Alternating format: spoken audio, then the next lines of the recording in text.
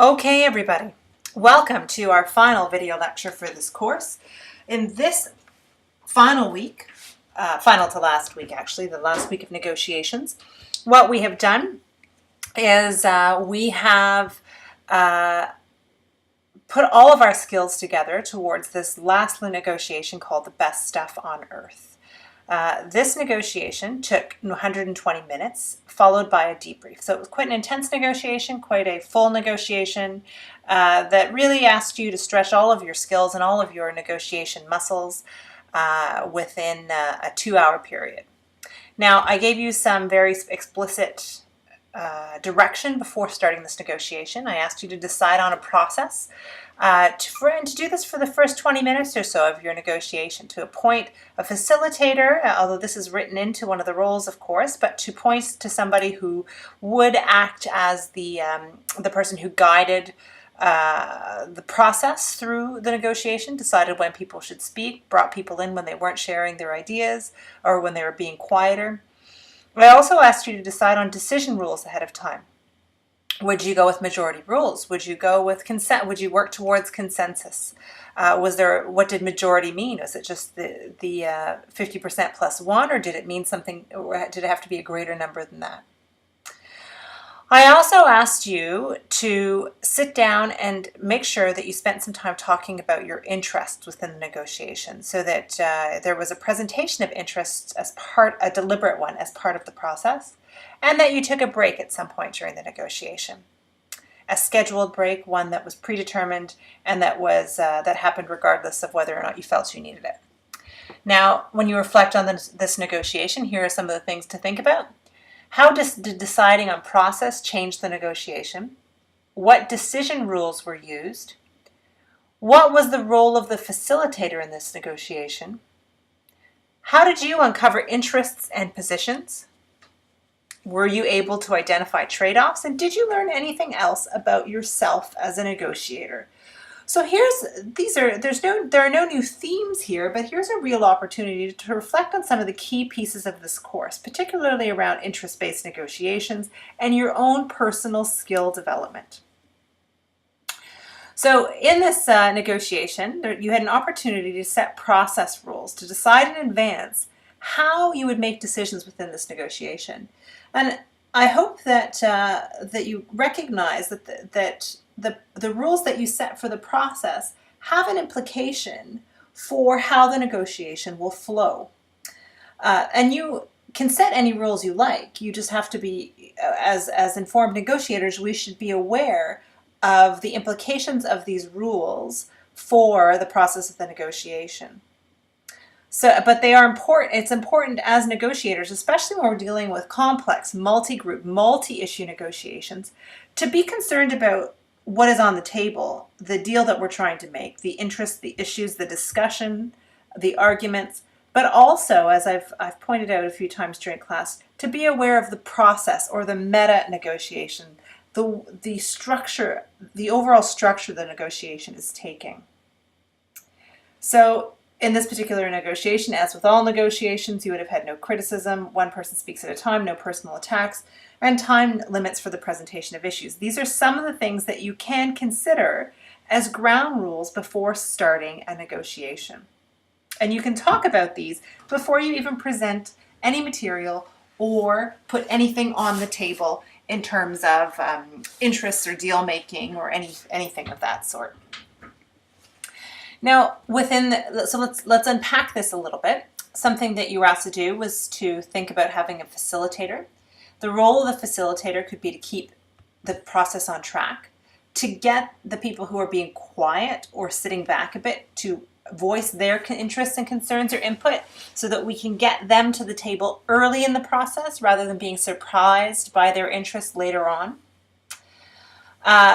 Some things to be aware of. You should be very cautious when appointing a facilitator. I recognize that in this particular case, a facilitator was appointed for you, written into the case itself. In an indirect way, it wasn't, not everybody knew that this person was a facilitator. This individual was simply asked to behave more, to assist the process along.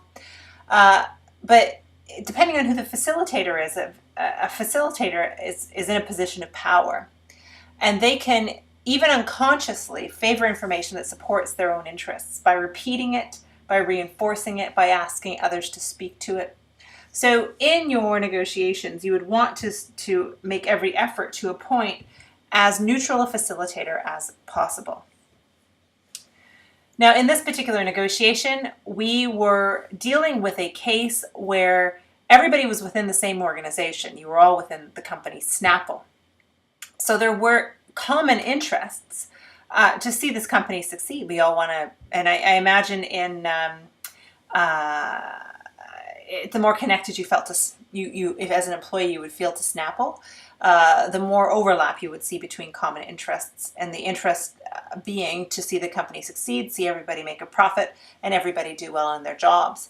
So there is a superordinate goal, a larger goal that we're all working towards, despite the fact that we might have different ways of actioning or viewing or framing the steps that would be required to reach those superordinate goals. At the same time, there is some self-interest involved. So in the case, you would have seen that some of the rationales for some of the preferences were clearly linked to the superordinate goal of hoping that the company does well in productivity and really trying to benefit the organization, while others were far more self-interested. So some people wanted Wendy to continue the campaign because they had a relationship with Wendy or she was a friend, and that would be more self-interested. So while you may find that parties are arguing different viewpoints, uncovering their interests can be particularly important because it allows you to see what's aligned with productivity, what's aligned with my goals, and where are we moving away from having similar goals. When we see self-interested goals, often we see that the rationale for those goals are not well defined. Often they're argued as a preference, and there's little supporting evidence for the outcome that is being argued for. But regardless of whether the outcomes or the goals are self-interested or related to goals that are connected between individuals within the group, often we see these positions argued with the similar levels of dedication. So it can be sometimes difficult to unravel the self-interested goals from the superordinate goals. But again, one of the magical ways of doing this is by helping to uncover interests within a negotiation. And again, we could do this with the use of a facilitator, and you might even choose to construct a matrix on a board, on a piece of paper. So writing down the negotiator, the issues on the table, and everybody's preference or interest underneath all of those categories. And it can help to organize where people are coming from, who has interests that are how are people's interests motivated, and all of those types of things can be uncovered using that process. Some of the decision rules that will be important to you are the two most common decision rules, and the decision rules that we certainly saw in class, were majority rules and seeking unanimity or consensus. Now, some of the downside of majority rules is that you inherently leave people out. You are saying that a couple of opinions don't matter. And something we learned earlier on in the semester is that in groups, so one of the downside of groups is that groups often don't listen to the dissenting opinion, and it's that dissenting opinion that sometimes is going to give you the best ideas or the best input. It's those conflicting ideas that force you to stretch your own views a little bit more. So majority rules kind of undermines that process of being able to really capitalize on the multiple viewpoints within a group. The other issue with majority rules is it can be easily swayed by coalitions. So while individuals may not see the merit in the arguments or see the value in the position that's being argued, they may side with somebody largely because of overlapping of a coalition relationship, which in a lot of ways is not an ideal way to come to a resolution for the other people who are left out of the coalition, because the decision is being based on strength rather than being based on any logical, reasonable decision-making criteria. Now, there are, of course, still some downsides with seeking unanimity or consensus. While members are more satisfied with the process, and it does lead to better relationships, it can take a long, long time. And perhaps some of the groups in this particular exercise that were striving consensus and did not make a deal, perhaps this was one of the issues, that because you could not ignore some of the dissenting voices, it's really hard to move to a place where you can actually get to a resolution. So within key learnings, within the best stuff on earth, we did debrief this in class, having gone the full 3 hours, but I do want to spend some time just making sure that some of the key learnings for this course from this particular exercise are clear. Now, again, this was an opportunity for you really to practice your negotiation skills one last time and apply as much as possible from what you had learned. Now, so here are some of the final things to think about. Negotiate a process before you negotiate the content. So before you even get started, set the guidelines, the rules for the negotiation, the procedure, the process, the facilitator, decision rules, the agenda, all of these things, share interests, all of these things can be set up ahead of time, and it can really help to reduce conflict or at least maximize productive conflict and make the discussion more meaningful. Set clear ground rules and stick to them. I know some of you, for example, set break times and then decided when it was time for, when it was the pre-assigned break time, decided you didn't want to take a break at that point. Well, stick to them. There's some value certainly to be had in making sure that you stick to the rules that you've assigned. There are times where you will want to revisit the ground rules, adjust them. As long as everybody agrees, that's perfectly reasonable. Appoint a facilitator for group negotiations. We all know how chaotic they can be. So to be able to appoint a facilitator is a very useful thing. Uncover underlying interests, make trade-offs, expand the pie. The biggest lesson from this course. So if, we often joke that 10 years out, you can't remember anything specific from any of the courses that you took as you went through university, it can be hard to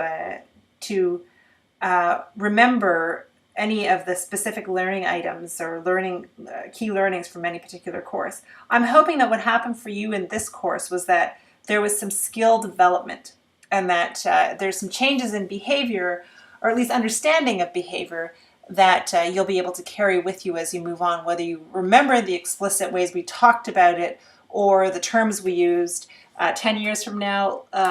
Because this is a skill-based course, that's less relevant. What's really I'm hoping that you walk away with are some of the key learnings.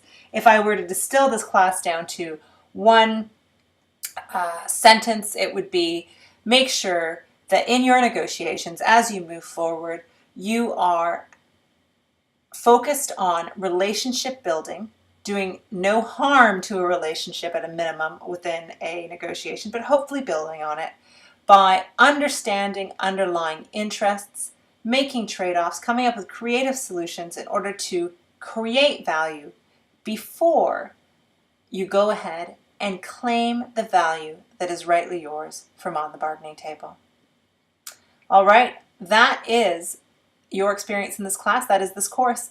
I hope you enjoyed it, and good luck to you in your negotiating future.